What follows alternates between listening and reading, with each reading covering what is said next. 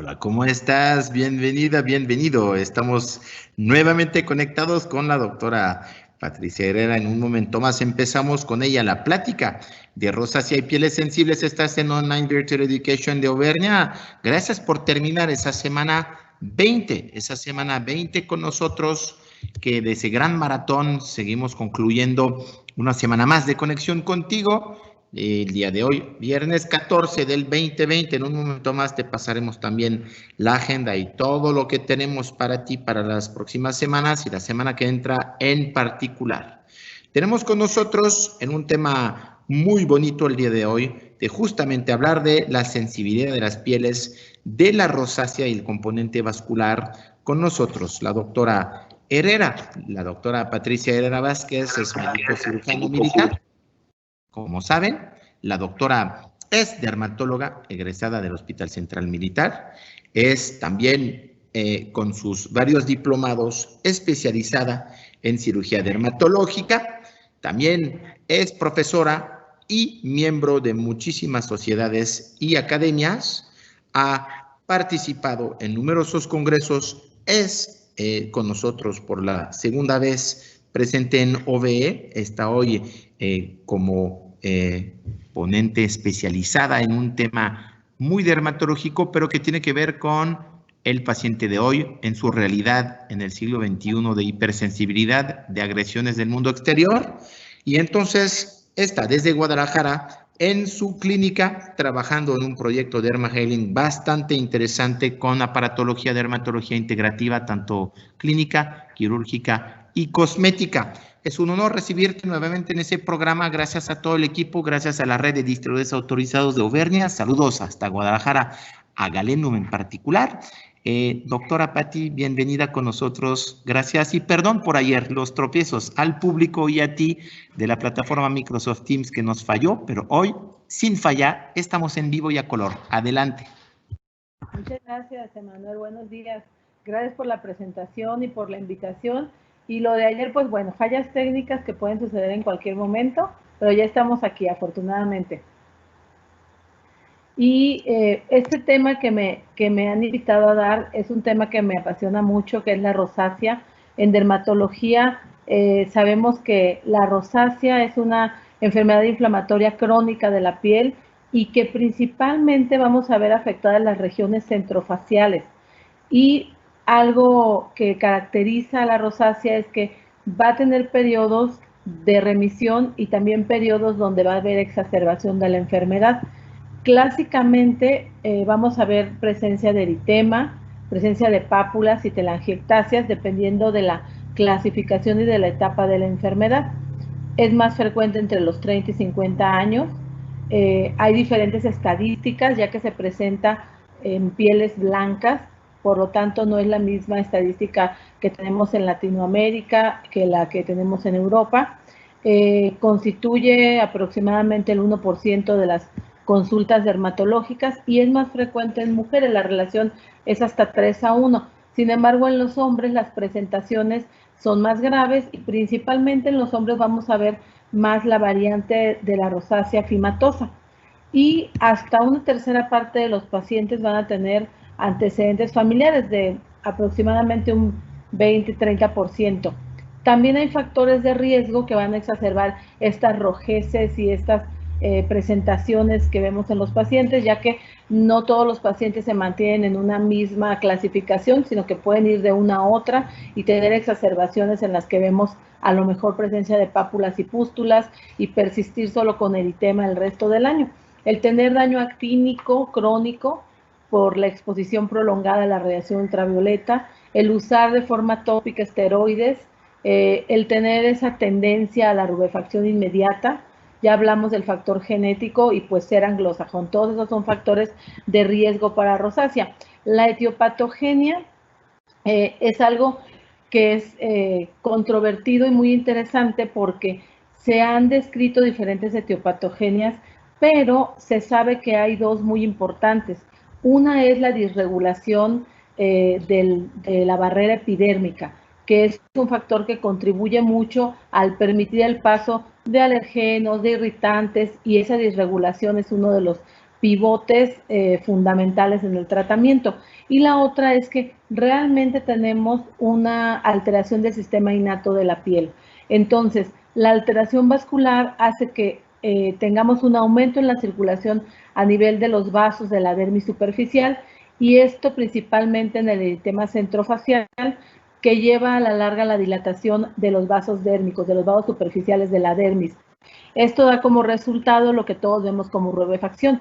Sin embargo, también tenemos, ya hablamos que hay otros factores desencadenantes, como la radiación ultravioleta, que finalmente va a dar una actividad enzimática aumentada, y estas enzimas pues se encargan de degradar colágeno. Entonces, finalmente va a haber daño actínico crónico aunado también al aumento de las metaloproteinasas, y todo esto va destruyendo la matriz dérmica.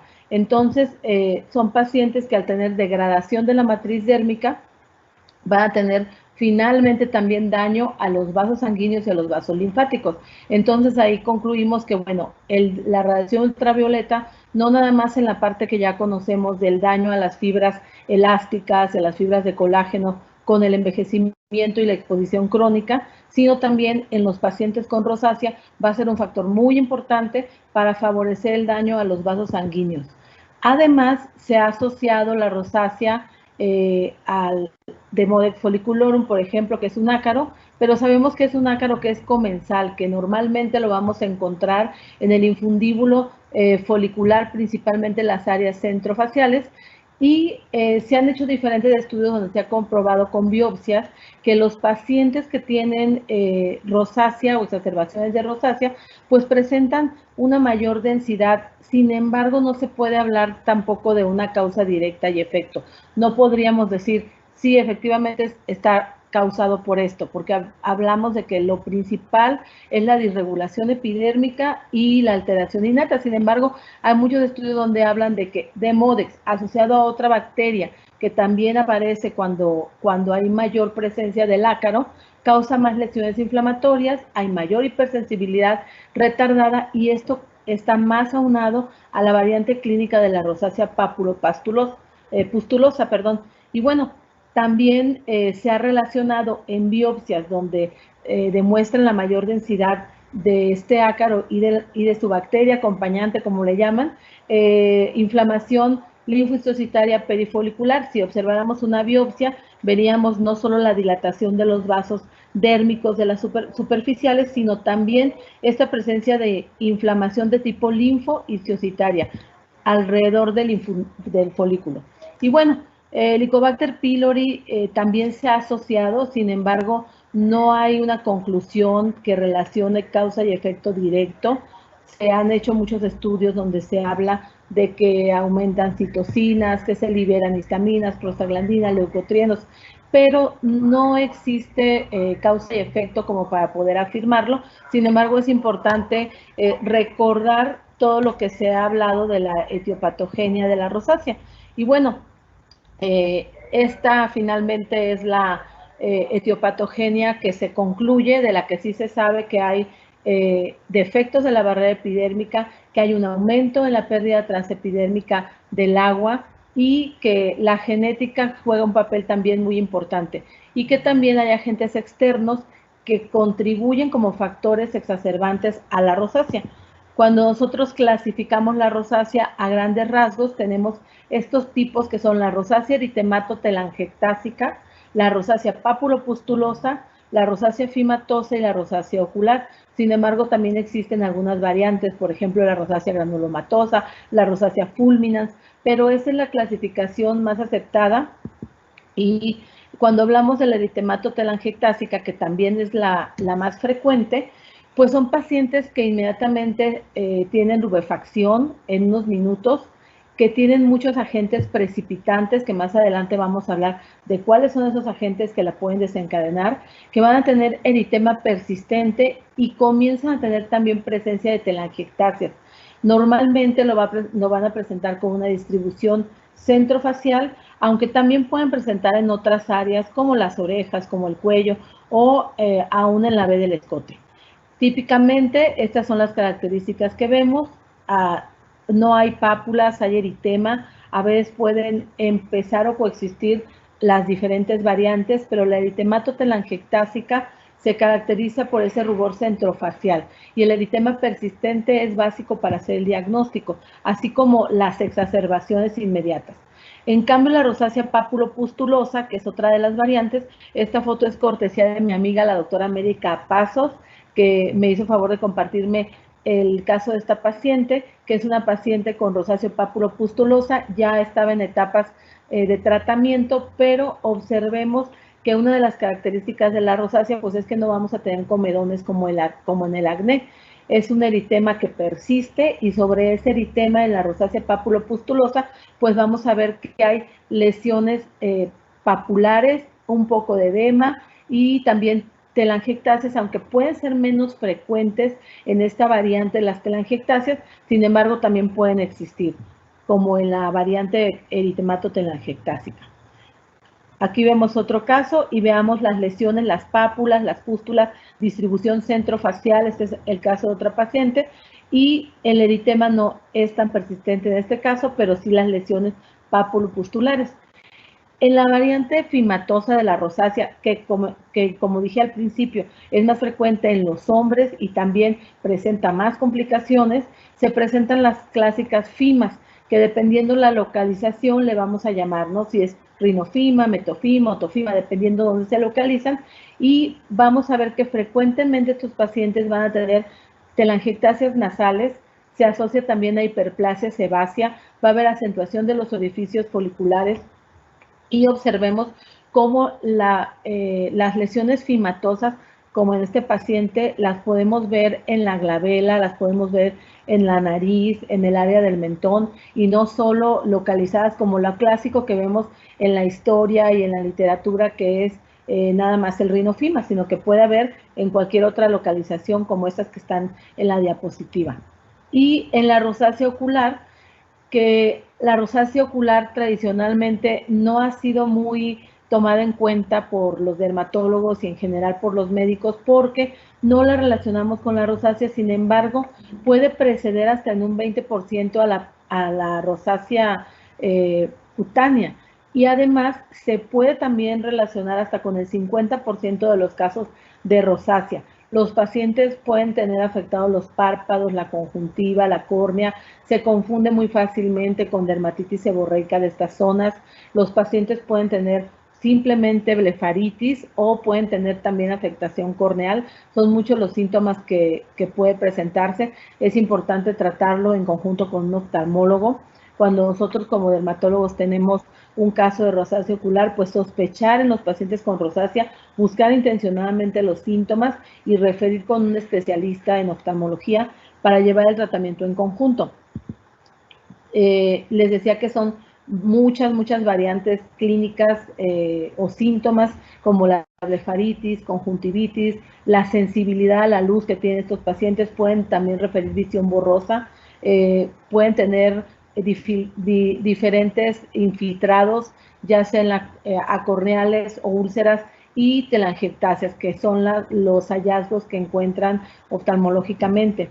En cuanto a las variantes que les comentaba, que son la granulomatosa y la fulminante, afortunadamente pues no son tan frecuentes, se tienen que hacer diagnósticos por exclusión y diagnósticos diferenciales con otras enfermedades cutáneas, y la granulomatosa no es tan frecuente que se asocie a localización centrofacial, ¿sí? Tenemos otras variantes, por ejemplo, la rosácea granulomatosa infantil, o sea, son diferentes cosas que por exclusión se tienen que diagnosticar, y la fulminante, que es aparición súbita, generalmente en mujeres jóvenes, es una variante muy aparatosa y generalmente va a afectar toda la cara, pero principalmente va a haber pápulas, va a haber pústulas y nódulos que van a afectar las mejillas, la frente y que pueden afectar también la mandíbula, parte del mentón.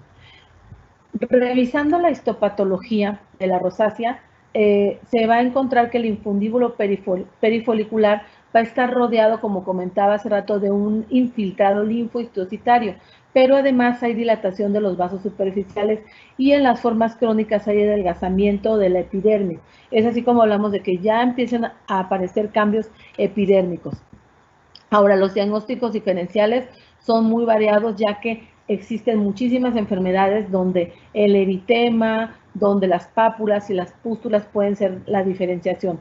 Tenemos la dermatitis seborreica, el lupus eritematoso sistémico, el acné vulgar, el lupus miliar, le puse militar, el lupus miliar diseminado de la cara y la dermatitis perioral. Normalmente en el lupus miliar diseminado puede haber una superposición con la rosácea granulomatosa y también se pueden observar pápulas con la dermatoscopía, pápulas rojizas, amarillentas. Y bueno, el diagnóstico, en el caso del lupus miliar, que es más complicado, el diagnóstico se hace con el examen histológico. Y en el caso del acné vulgar, bueno, pues sabemos que aparecen en etapas más jóvenes, que son pacientes generalmente adolescentes y que se caracteriza por lesiones comedónicas abiertas y cerradas, cosa que no vamos a ver en la rosácea. Y el cuadro del acné es diferente. Sin embargo, hay pacientes que pueden tener acné en la adolescencia y que posteriormente se van curando del acné y empiezan a tener coexistir o a tener rosácea. Algunos pacientes también pueden coexistir con estos signos y síntomas de la rosácea, pero sí hay muchos casos porque también recordemos que al estar alterada la barrera epidérmica también hay una alteración en las glándulas sebáceas en estos pacientes. La dermatitis perioral, como vemos en esta imagen, son uno de los diagnósticos diferenciales. Y bueno, el lupus eritematoso sistémico puede ser difícil de diferenciar de la rosácea cuando tenemos solo el eritema en alas de mariposa y puede también haber o coexistir rosácea. Aquí también el diagnóstico diferencial pues va a estar enfocado con la clínica y también los pacientes con, por ejemplo, con lupus eritematoso sistémico, cuando se utilizan esteroides, una de las características es que la rosácea se exacerba. Entonces, eso también nos lleva a sospechar el diagnóstico y lo más importante en todos los diagnósticos diferenciales es la aproximación clínica y el adecuado abordaje que hagamos de estos pacientes. Siempre pensar en los diagnósticos diferenciales. El tratamiento es complejo, es algo básico tener las medidas generales de la piel, los cuidados adecuados. La terapia tópica también es de mucha ayuda, la terapia con láser y con luz, el tratamiento quirúrgico para los casos de rinofima y también existe terapia sistémica. En cuanto a las medidas generales, se sabe que gran parte del mantenimiento de estos pacientes es tener adecuadas medidas generales. Los cuidados de la piel, que ahora les voy a hablar de ellos, la fotoprotección y sobre todo los efectos desencadenantes. Hay estadísticas que hablan de más del 70% de remisión en pacientes que logran controlar los efectos desencadenantes. En esta tabla vemos que hay factores alimentarios que pueden desencadenar la rosácea, como lo típico que ya conocemos, que son las bebidas calientes, los alimentos muy condimentados, que son también las comidas muy picantes, y el alcohol, pero no por lo que, en el caso de lo que es los alimentos calientes, es más por la temperatura que causa rubefacción y vasodilatación que porque lleven algo que pueda hacer daño. Sin embargo, los demás sí pueden exacerbar. Se han encontrado también algunos otros alimentos como el chocolate, los cítricos, el alcohol, la salsa de soya, el plátano, que pueden estar relacionados como desencadenantes. Dentro de los factores emocionales, pues sabemos que la ansiedad y el estrés generan. Recordemos que también hay un estímulo neurológico en la rosácea y que estos pueden contribuir. Ahora, de los factores del clima, pues la exposición al medio ambiente como el sol, el viento, el frío, el exceso de humedad, el exceso de sequedad, también eso influye como la temperatura, los saunas y baños calientes. Y dentro de los productos cosméticos, especialmente los que tengan fragancia, pueden exacerbar la rosácea, así como todo lo que pueda tener corticoides tópicos y algunos vasodilatadores. Ahora, también existen factores relacionados con el estado de salud, como son la menopausia, el síndrome de abstinencia por cafeína, tos crónica, el síndrome carcinoide, o sea, trastornos neuroendocrinos donde el paciente puede tener rubicundez y rosácea, pero en estos la característica es que el paciente no lo tenía antes, no empezó entre los 20, 30, 40 años con el problema, sino que fue repentino. ¿sí? No tenía nada y de repente está con una rubicundez y con un eritema persistente, entonces hay que sospechar otras cosas y hay que estudiar muy bien este paciente. El ejercicio físico intenso en general, y bueno, los irritantes comunes de la rosácea, el alcohol, la acetona, los alfa-hidroxiácidos, el ácido sórbico, los cinamatos, las benzofenonas, sustancias que encontramos en la mayoría de los productos de venta libre, que a veces los pacientes compran en el mercado, en el súper, y que lo empiezan a utilizar y que les genera más exacerbación de la rosácea. Y bueno, esto es parte de los cuidados y también de lo que debemos enseñar a nuestros pacientes, porque no pueden usar cualquier tratamiento, y tratamientos que a veces nos venden con mentol o con alcanfor pueden generar más irritación, y pues curiosamente se indican para disminuir irritaciones, pero no en el caso de la rosácea. Ahí están contraindicados. En general, el abordaje y tratamiento se enfoca a evitar factores precipitantes, que son los que ya mencionamos. El 78% de los sujetos, dependiendo de algunos artículos y series estudiadas, refieren que nada más con evitar los factores precipitantes están en un mantenimiento adecuado. Los cuidados de la piel, en la siguiente diapositiva voy a ser más puntual en los cuidados de la piel, pero todos deben estar enfocados a restaurar el estrato córneo. Recordemos que dentro de la etiopatogenia sólida y relacionada a la rosácea está la disfunción de la barrera epidérmica.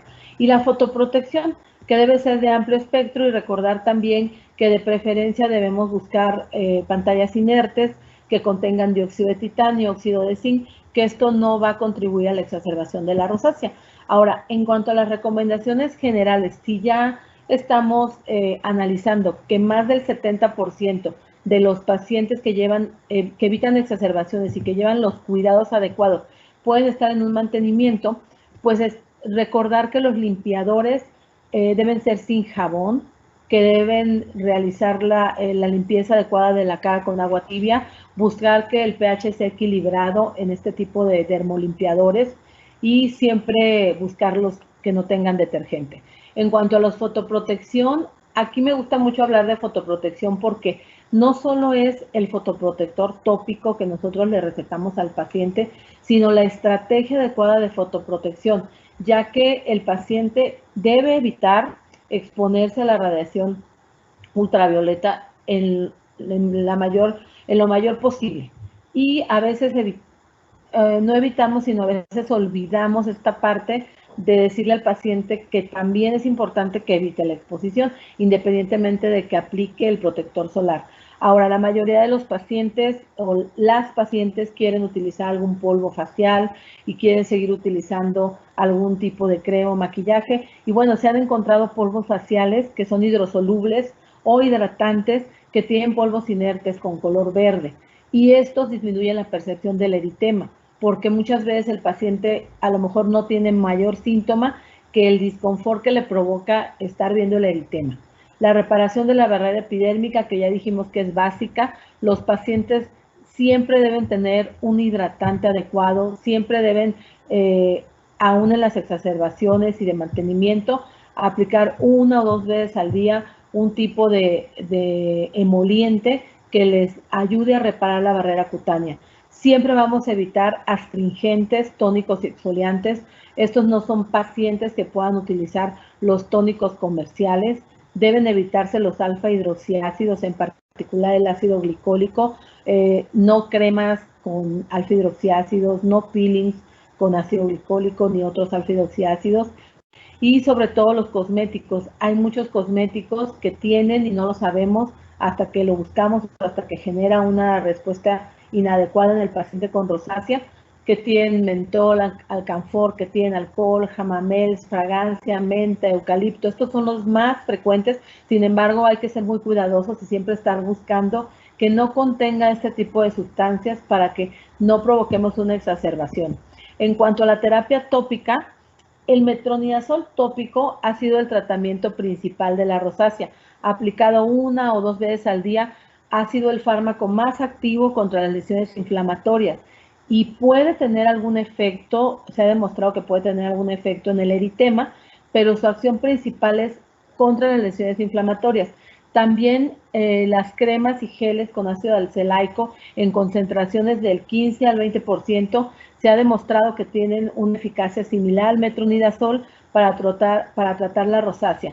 Sin embargo, hay que recordar que si el paciente tiene disfunción de la barrera epidérmica, todos estos agentes pueden irritar si la barrera epidérmica no es adecuada y que no todos van a estar indicados en la fase de eritema o en la fase de pápula o pústula. Por ejemplo, ácido azelaico, metronidazol, bueno, pueden ser útiles más en la fase de lesiones activas. Ahora, el peróxido de benzoilo está recomendado en la literatura en concentraciones del 5%, sin embargo es muy irritante y ha sido recomendado solo en las formas donde hay lesiones activas pápulo-pustulares. En lo particular a mí no me gusta, irrita demasiado, prefiero utilizar otro tipo de agentes como metronidazol y azelaico, pero en las series grandes y recomendaciones científicas de las asociaciones nacionales, tanto de Latinoamérica como europeas, pues lo ponen como una de las opciones, siempre y cuando la función de la barrera no esté alterada y que las lesiones papulopustulares estén activas. Ahora, se ha publicado también la tretinoína tópica, aún en contra de lo que nosotros podríamos esperar, porque también puede causar irritación, pero podría ser útil solo a largo plazo en los pacientes que tienen asociado a hiperplasias sebáceas, asociado a rinofima y que no tengan las variantes eritematotelangiectásicas. Entonces es importante definir en mi paciente qué es lo que más me va a servir. En las lesiones también pustulares, la clindamicina en gel ha sido de utilidad y la brimonidina tiene alta evidencia de que puede servir en la parte de la parte eritematosa, no sobre la telangiectasia en realidad, porque sí disminuye, sabemos que su efecto disminuye el eritema, que es transitorio, pero que también puede causar irritación en algunos pacientes. Entonces volvemos a que no se trata de solo una receta de cocina y decir a todos voy a dar brimonidina, clindamicina más ácido azelaico, si mi paciente no tiene una barrera adecuada, no lleva una rutina que permita el mantenimiento y que además no haya exacerbación, factores desencadenantes. Entonces es un todo donde debemos combinar. Ahora, en cuanto a la terapia sistémica, también de forma tradicional las tetraciclinas en dosis hasta de 1 gramo al día, de estas doxiciclina, minociclina y también la isotretinoína en dosis de 0.1 a 0.2 miligramos por kilo por día, mínimo por 6 meses. Aquí depende mucho del cuadro clínico del paciente. La isotretinoína la dejamos para las formas más graves en pacientes que ya recibieron tratamiento antibiótico y no precisamente el antibiótico está enfocado a pensar en que hay una infección, sino que se ha visto que realmente hay una modulación de la inflamación en los pacientes con rosácea. De igual forma, la isotretinoína, el problema con la isotretinoína es que a veces la terapia sistémica tiene que ser por mucho tiempo con isotretinoína, aunque después de los 6 meses logramos disminuirla y llevarla a dosis semanales o a dosis pequeñas. Los pacientes cuando tienen formas graves requieren tratamiento por mucho tiempo. Y bueno, tenemos otros tratamientos que no son los de primera elección, pero que también están reportados como parte de la terapia sistémica que podemos utilizar. Y bueno, finalmente el apoyo de la luz pulsada intensa y de los láseres. Dentro de los láseres, el que ha demostrado poder ayudar principalmente con la telangiectasia ha sido el láser de colorante pulsado, el láser de BIVIM. Y en el caso del láser, es importante mencionar que depende mucho de la forma clínica, porque se ha visto que donde más pueden ayudar tanto láser como luz pulsada intensa es en el eritema persistente y la presencia de telangiectasias. Entonces, si nosotros logramos clasificar a nuestro paciente, llevar buenos hábitos, lograr una terapia que no exacerbe la rosácea y apoyarlo con tratamiento con láser, creo que vamos a tener pacientes muy satisfechos, con mucha educación con respecto a su enfermedad y que van a estar tranquilos y que van a poder tener una barrera cutánea íntegra, que eso es lo más importante. De manera pues innata está alterada la inmunidad y también hay desregulación, lo repito porque es a donde tenemos que enfocar más el tratamiento y ayudarnos con todo lo demás, que ya lo dijimos. Solo para concluir, la terapia con láser, luz pulsada intensa, la terapia tópica, la terapia sistémica y bueno, los cuidados básicos de la piel para mantener la barrera epidérmica. Esto sería Sé que es una revisión rápida. La terapia quirúrgica la dejamos para los casos y las complicaciones de los pacientes con rinofima, pero creo que hemos abordado un poco de todo. Recientemente hay estudios revisando lo nuevo que hay sobre rosácea, donde se ha visto que aplicando toxina botulínica, además de todo el tratamiento que se lleva para rosácea, no es únicamente la aplicación de la toxina, se ha visto que también disminuye la rubicundez en los pacientes con rosácea. Y bueno, pues muchas gracias por su atención. Creo que ya lo logramos. Muchísimas gracias. Oye, eso fue lo más completo que hayamos escuchado sobre el tema, hasta los láseres, pero el que no tiene láser también tiene otras soluciones. Pati, nos llegaron varias preguntas, nos mandan saludos de todo el país. Nos están preguntando ¿a qué se debe que recientemente, en los últimos 10, 15 años, haya habido una propensión a pieles sensibles y a rosácea, al componente vascular, aún en fototipos elevados y en una población mexicana que no acostumbraba tener tanta prevalencia de esa patología? ¿A qué crees que se puede atribuir? No lo he leído específicamente como para poder decir esto es, pero yo creo que la exposición a la radiación ultravioleta sin cuidados adecuados, aún en pieles latinas, la alimentación, porque sabemos que hay cosas que exacerban también la rosácea, a veces el uso de corticoides, nosotros somos una población que se automedica muchísimo. Hay una rosácea posesteroidea, que es una de las, y también hay dermatosis que se llaman rosaceiformes, que casi siempre están muy relacionadas con el uso de corticoides tópicos. Hay mucha venta libre de productos que tienen corticoides ocultos, que nosotros no lo sabemos, que los pacientes refieren de inmediato una mejoría. En la práctica clínica, y por muchos años lo hemos visto, y son pacientes que llegan con dermatosis rosaceiformes o con reacciones acneiformes o con rosáceas posesteroidea severas. Creo que influye mucho nuestra población en la automedicación. No somos anglosajones, pero nos automedicamos. El nivel cultural en cuanto a los tratamientos tópicos es muy bajo, y no todos tienen la posibilidad de acudir a un dermatólogo. Yo creo que eso tiene mucho que ver. Ok, muy interesante. Ahorita tu tiempo promedio de tratar rosáceas y el tiempo de remisión, ¿cuál es en la población que atiendes en Guadalajara? 3 meses para que el paciente esté satisfecho, por lo menos 3 meses, ¿no? Los tratamientos tópicos hacen efecto poco a poco.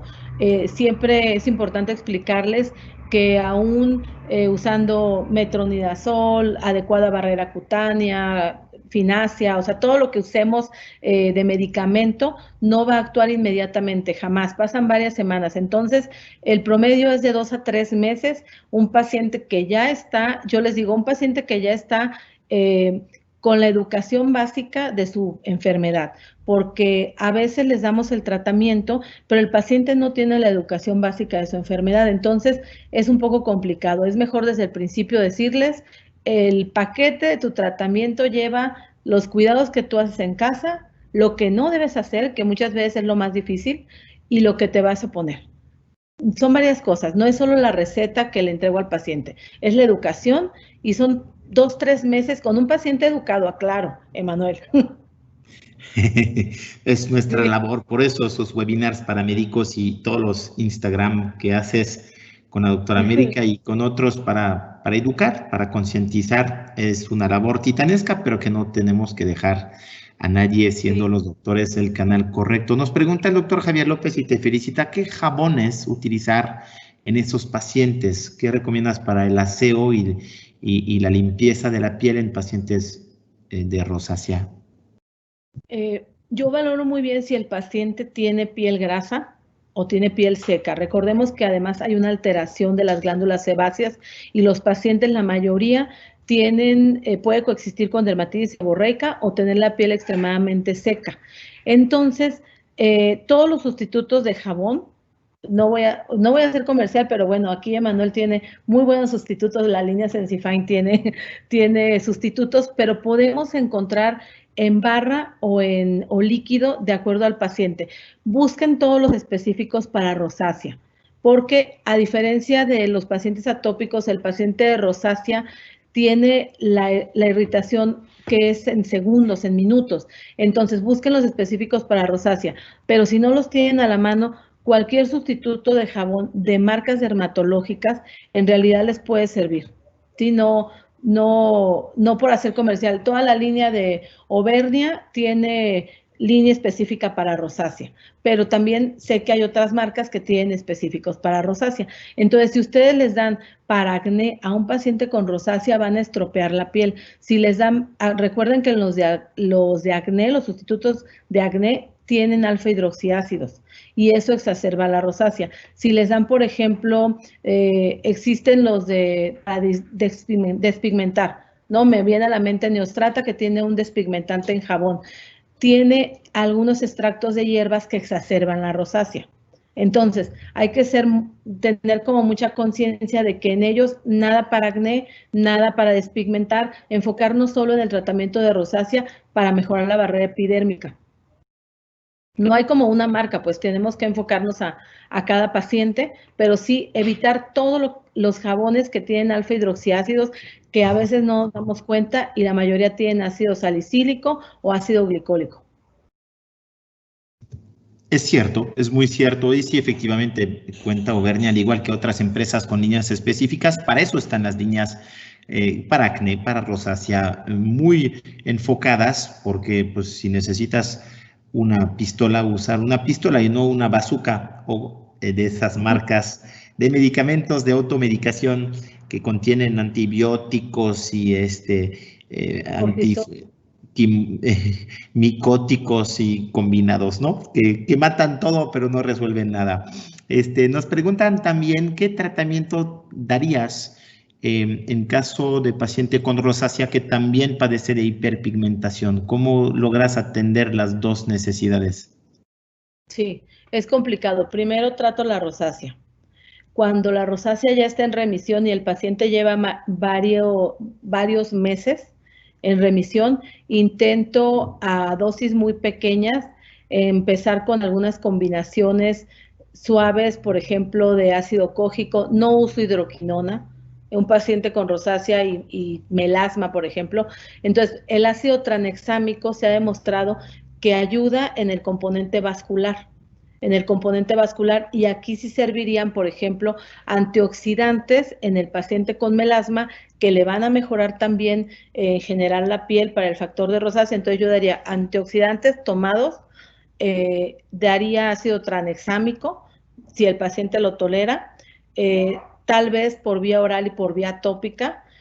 Si se pudiera y tolerar el paciente láser combinado para rosácea y para manchas, también lo haría. A lo mejor utilizaría un poco de ácido cógico si el paciente lo tolerara, pero eso sería como mi última opción. Pero es complicado el manejo. Siempre primero me enfocaría barrera cutánea como lo primero, segundo la rosácea, tercero la mancha. Cuando mejoramos la barrera cutánea, también mejora la mancha. Qué bueno reafirmar ese orden de primero trabajar un tema antes del otro y no querer atender todo de un golpe, porque son etapas y causas, efectos pueden contraponerse. Muy cierto. Pero sobre todo recordar que el esteroide está contraindicado en la rosácea, pero que en algunos tratamientos de despigmentación intensivos está indicado. Entonces ahí tenemos que apelar a nuestro buen juicio y no dar esteroide, aunque haya pautas con esteroide para la mancha. No vamos a dar esteroide. Si yo me enfoco en la barrera cutánea, aunque parece algo tan trillado, eso me va a mejorar las otras dos patologías y la fotoprotección y los antioxidantes. Todo. Sí, qué bueno que ilustres lo que finalmente hemos estado haciendo en los webinars y el por qué existe Auvernia, el ver de forma interna y de forma holística los problemas y atenderlos de forma conjunta. No puedes obviar al paciente su realidad, su metabolismo, su estilo de vida, sus antecedentes, su automedicación a la hora de abordar un tema que influye sobre el otro. Nos están felicitando la doctora Úrsula Piñero, dice que es un tema que le gusta mucho y que muy amena tu actualización sobre el tema, porque siempre está evolucionando y si bien los anglosajones nos muestran el camino porque hay una prevalencia y una gran componente de rosácea en pieles caucásicas, México está mostrando que está tratando cada día más esta patología como lo haces y con un gran resultado. Quería felicitarte, agradecerte. Una última pregunta para no robarte más tiempo y dejarte ir a la consulta. Si podrías decirme, por favor, si en cuanto a los pacientes que tanto toleran en ese tipo de patologías el que no sea el resultado tan inmediato o tan fácil, o cómo haces para que aguanten, porque son patologías como el acné que toma tiempo. La adherencia terapéutica siendo un tema crucial en México. ¿Cuáles son tus tips? Nos preguntan para hacer que el paciente no abandone y vea resultados a la par con sostenga el tratamiento. Sí, lo entiendo. Es la parte más complicada de nuestra práctica clínica. Cuando un paciente tiene una enfermedad que no se cura, aunque sabemos que no es algo de vida o muerte, que no es cáncer incurable, tenemos que explicarle en términos donde generemos confianza, primero en qué consiste su enfermedad y explicarle para finalmente aterrizar y decirle, tu enfermedad no se cura, pero podemos hacer que parezca que no la tienes. Yo siempre les digo, el que sea incurable no significa que no se pueda tratar. Se puede tratar y puedes vivir como si no la tuvieras, pero va a depender de muchos factores. Yo les hago un esquema donde les pongo como el 50% es alimentación y cuidados básicos y el otro 50% es tratamiento. Cuando hay un desequilibrio en estos, entonces la rosácea se va a exacerbar. Y también creo que ser directos, ser honestos, ser muy claros. Si nosotros desde la primer consulta le decimos al paciente, yo te puedo atender en este camino que va a ser muy largo, a lo mejor de muchos años, y si tú estás dispuesto a estar conmigo en este camino, lo vamos a hacer juntos, pero es importante que decidas si eso quieres hacer, porque tu enfermedad nunca se va a curar. Aunque parezca como muy dramático, también genera mucha confianza, porque si al paciente solo le damos un tratamiento, ponte esto, nos vemos, bye, el paciente no queda tranquilo y a lo mejor va y busca en internet y encuentra que su enfermedad no es curable, pero no tiene su médico de confianza, su dermatólogo que le diga, yo te voy a enseñar cómo cuidar la piel, te voy a enseñar cómo no permitir tanta exacerbación a lo largo de tu vida. Creo que esos son tips muy básicos, a mí me funcionan.